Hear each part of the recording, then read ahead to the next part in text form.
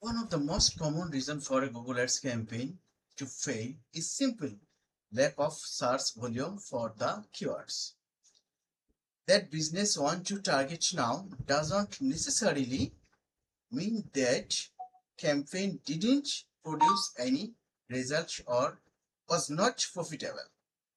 It just probably did not generate enough results to make that platform is worthwhile for that business, and this often has really simple fix. Simple expands your Google Ads campaign to include other networks. A lot of advertisers forget that Google is not just search. You can advertise on display, YouTube, and a couple of other options.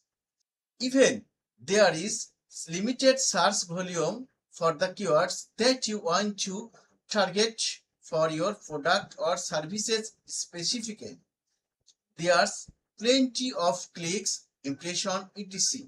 to be had on those other networks if you include them as well.